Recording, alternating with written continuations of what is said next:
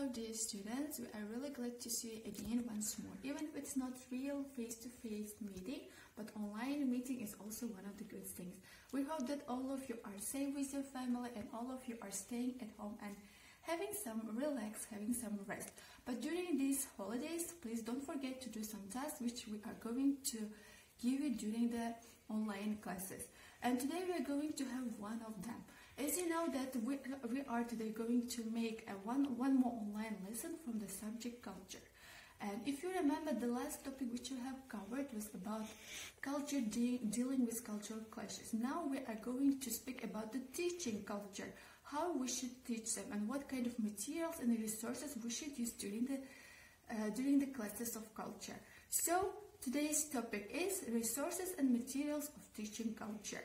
So if you let me, I will start my online class itself. So, but before starting the lesson itself, I would like to ask you some questions. What is it? What kind of resources and materials you know which can be used in teaching culture? Can you think some time about it? Or let's say in another word, or let's give some other questions. What is it? What kind of resources or materials did your teacher use during the first semester of teaching this subject? Did you remember? Yeah, of course. Those materials and those resources which you remembered now, all of them are considered to be the resources and the materials which can be used in teaching culture. So in that case, let's start today speaking about them exactly. So resources and materials, what are they? What kind of differences do they have? How can we use them? And how can we choose them? Today we are going to speak about this kind of questions, and during the online lesson I will hope that you will not be bored and you will be interested in today's online class. So let's start in that case about the resources. What are the resources? What are the things which can be considered as the resources? Okay, let's look at this. Let's look at this table, at this picture. Here there are some two scholars, Hans and Harman. They are giving their own definitions about the resources. So if we speak about our own opinion and if we rely on their opinions, we can say that resources are the tools or equipments which can be used with the teacher during the lessons.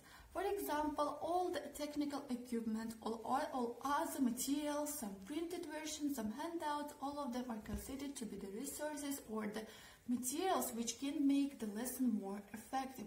Actually, without resources and without the materials, we cannot have the lesson itself. At least some resources are used in every class. So as Harman says, he says that so the tools, the resources and materials, they can be chosen with the help of the three ways. They can be chosen according to the subject which you are going to teach, according to the approach and techniques which you are going to use, and also according to the materials which you have prepared, actually with the teacher prepared. Okay.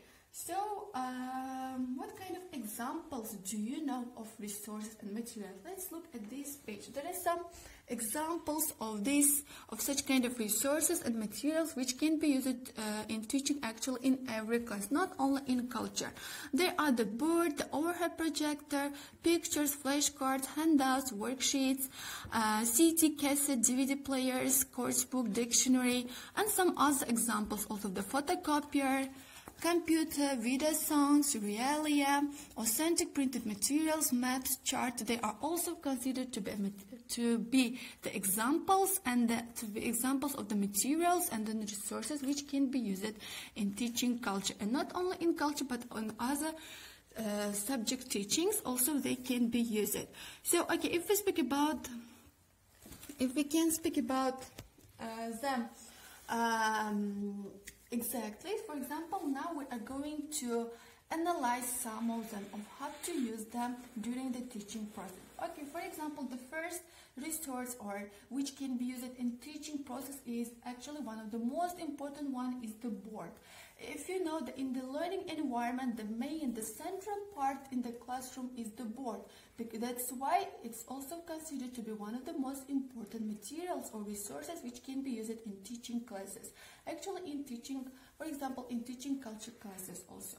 The board also, some people may think that it's not so kind of difficult thing to use board, but they can have some mistakes about thinking such kind of things, because the board also, it requires of using correctly. For example, let's look at this page. What do you think? Which one of these teachers are using the board effectively? Which way of using this board is more effective? Did you think about it? Yeah, as you said, the second one is the more. So, as you have found, the second, and as we said, the second teacher is using the board effectively. And what is it? What is the reason? Actually, yes, the reason is that, so here in the second picture, the teacher is, while writing on the board, she is also speaking it aloud. So it means that we shouldn't write on the board silently. The teacher should use it should speak on while writing on the board also. And also the teacher is not standing with the back to the students. So she is half seeing the student. That's why also you shouldn't sit with your back to the student. You should always keep eye contact with your students. So, and here also some other examples of the usage of board. What do you think? What kind of usage of board do you see here? Is it so good organized? Is it so well organized? No, yes. As you said, it's not so well organized. It's somehow messy. It's untidy or badly organized board.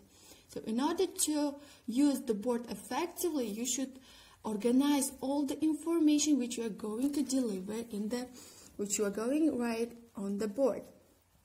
The board should be well presented and organized. So there are also some tips about do's and don'ts of how to use of using the board. For example, we can speak about some of them. So what kind of things you may do while using the board, and what kind of things you cannot do while using the board. As we said, that you should maintain the eye contact with the classroom. You should speak always while you are writing, and also you shouldn't be back to your class, and you shouldn't write in silence. And there are some other don'ts and do's which you should follow during the usage of the board. And I'm going to attach this PPT version of this class also at the end of the video, so you may download the PPT version in order to see the whole list of them. So the next one is the next resource, which also one of the most used one is OHP, or this is overhead projector. So why do we use this overhead projector? Actually, this is one of the most important things. So with the help of overhead projector, we can ease our work. The teacher, with the help of them, the whole class can see all the things which we are going to present during the lessons. Or sometimes there are some rules also, all which are already equipped with the overhead projector. No need to prepare some other materials in advance. Just you may prepare some electronic versions of these materials, and by putting them on the overhead projector, you may show it to the whole class in a very, very easy way.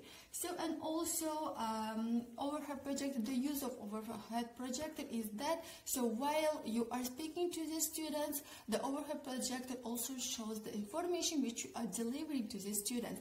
So it means that you will not lose anything. The students, they may look at you and also at the overhead projector at the same time. So, and they will get the information from the overhead projector and then from you personal at once. So this is one of the good sides of usage of overhead projector. So, and there are some other materials which can be used during the lessons of the culture. So firstly, we spoke about some technical equipment, board, overhead projectors, some players, we have computer. There are some equipments which are considered to be technical. And also there are some other resources and materials which can be used, which are used as which gives the information to the students about the class. Okay, one of them are visuals, pictures, images. Some of them are flashcards, wall pictures, cue cards, photographs, or illustrations. All of them are also considered to be the materials which can be used during the teaching of the lessons. Okay, how can we use them during the teaching of the cultural lessons? Of course, you may find some information which are connected to your topic, which are connected to the cultural topic, and you may kind of prepare some kind of flashcard, for example, such kind of flashcards we can have. So in your flashcards, you may bring some information about the cultures, and then you may distribute it to the students. All students, they will have different flashcards, and they will have to speak about these flashcards, and all of them should be, of course, connected to your culture class topic. So, or some other materials which we said that which can be used. Some cue cards or some other things also can be used in teaching culture.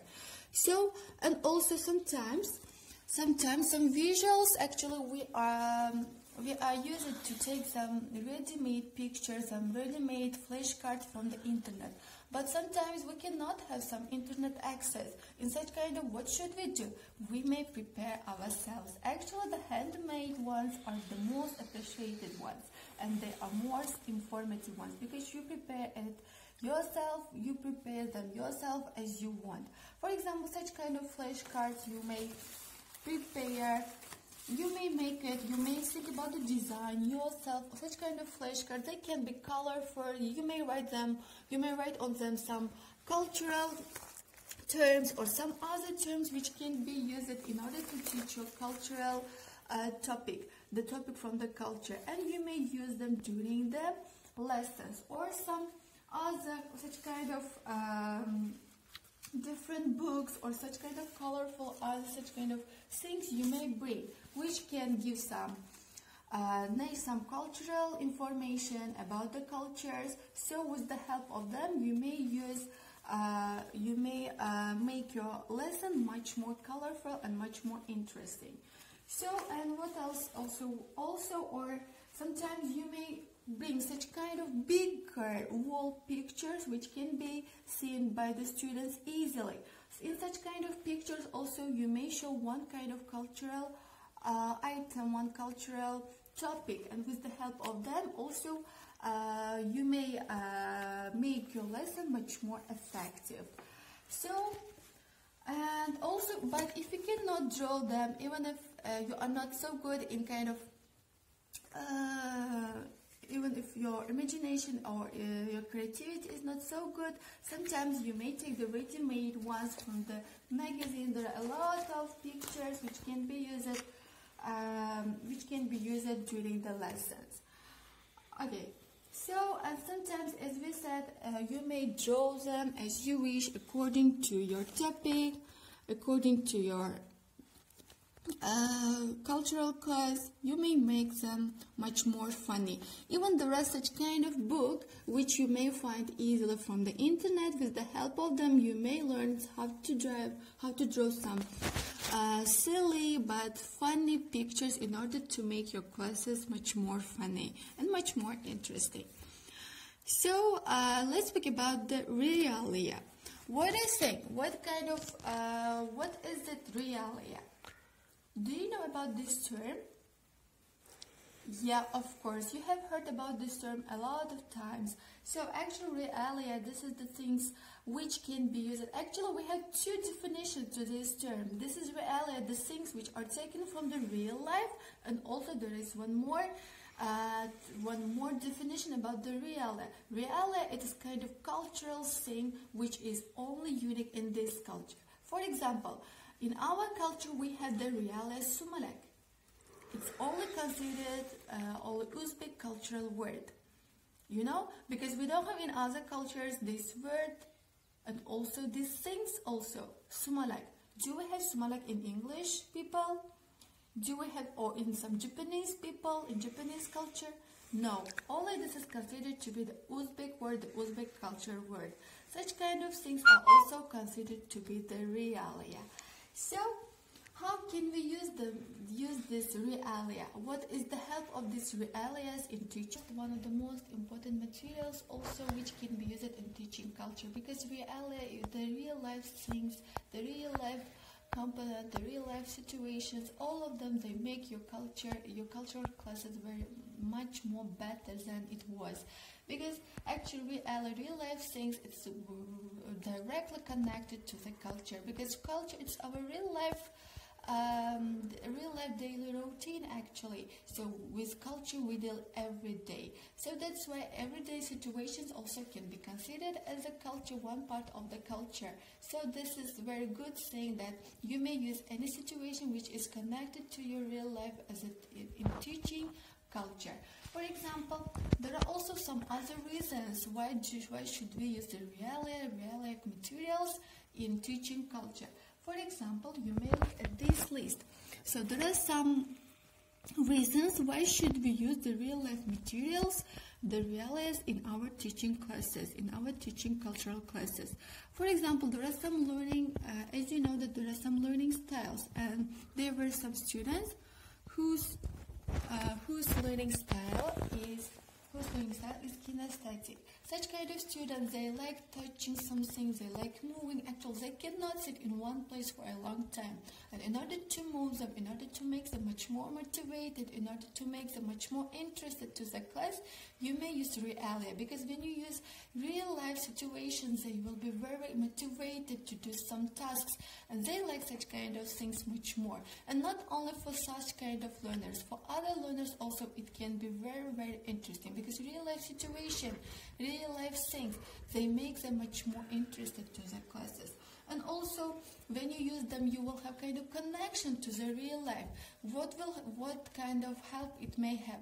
So, with the usage of real life situation, you will help to the students how to use this kind of topics, how to use this information which they learn from the culture in real life.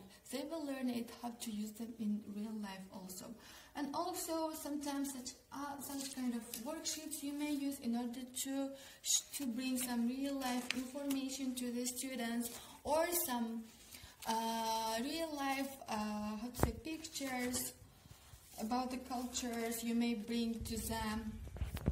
Such kind of pictures also there, or some kind of pictures, or such kind of handouts you may bring to them.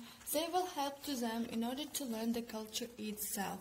Here also you may bring such kind of pictures also which can show one cultural item or one cultural meaning of one culture. So there are such kind of a lot of things which can be used as a realia. Or sometimes we can bring some traditions, some information about the traditions of different people of different nations. How do they, what kind of traditions do they have, or what kind of life do they have? You may bring some video materials, you may bring pictures, you may bring kind of printed video, printed handouts, all of them, but with the information which are actually taken really from the real life. All of them, they will help them and they will make your lesson much more better. So, and if we speak about the video materials, after the realia, we can have some video materials also which can be used in teaching culture. Actually, video materials also very, very helpful. In my own experience, in my each cultural lesson, I use video material. At the end, or sometimes at the beginning, or sometimes in the middle, in order to make the topic much more understandable, I use videos about this cultural topics. For example, if you remember, we have watched the videos about the social distance, about acculturation. Actually, if you remember about the video material which I brought about the acculturation, it was really, it was taken from the real life, how Chinese, 8-year-old Chinese girl was adopted by the American family, and how she was acculturated. Do you remember about this video material? And if you remember, with this video material, you have understood the term acculturation much more effectively. You see how the usage of video material is very helpful. You should know about the topic which you are taught, which you are going to teach, and according to this topic, you should find the appropriate video material. And it would be good it would be good, of course, if it was taken from the real life. It can, as I said, it can make your lesson much more interesting. And also video materials, actually they can be used in differently. They can be used in different ways. For example, here in this table, you may see the 6 forms of usage video materials. How you may use these video materials in your cultural classes. There are the 6 techniques of how to use them. For example, you may use the video just with the sound itself. You will not you will not give the material, you will not show the video material itself. You will just put the sound on. They will not watch the video. They will just listen firstly, and with the help of this sound which they are listening to, they will imagine yourself the video material. Then at the end you may give them pause, or sometimes they will just watch the video itself but without any sound. You see, they should guess what kind of information they are going to have when they will listen it with the help of the sound. You see how we can use them in more interesting way, this video materials. Or sometimes we can put them pause, or we can use them in jigsaw. Sometimes one group of students, they will watch it with the sound. The next group of students, they will watch it without sound, and then they will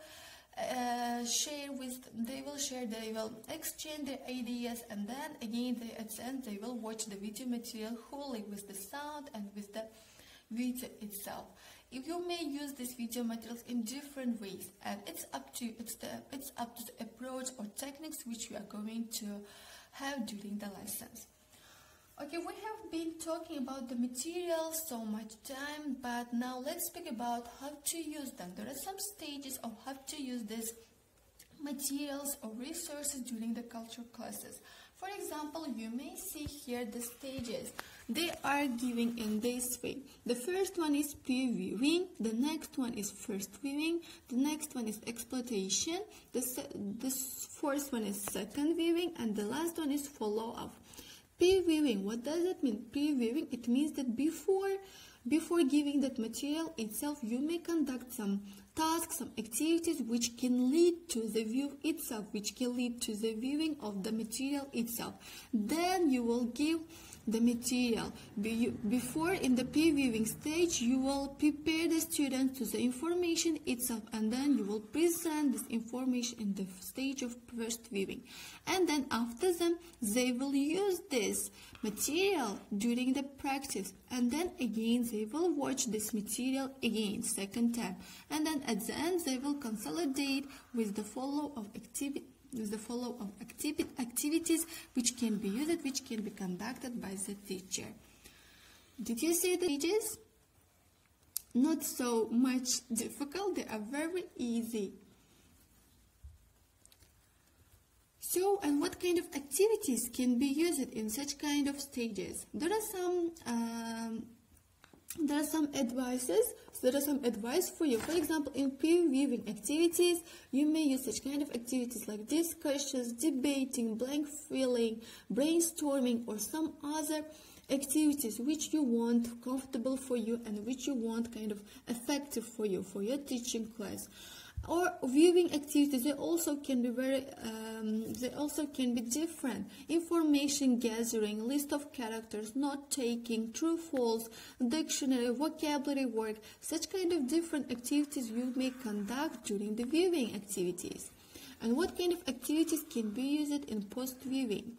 In post-viewing activities, for example, again at the end, you may do such kind of activities like matching exercises, or comprehension check, or comparison with the native culture, or some other role plays. Also, you may do role plays. This is also one of the tasks which we do most and which the students also like.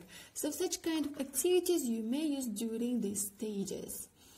So actually, as we said, so these kind of stages also should be these stages should be followed by all teachers. If you follow these all stages, you will have the effective lesson.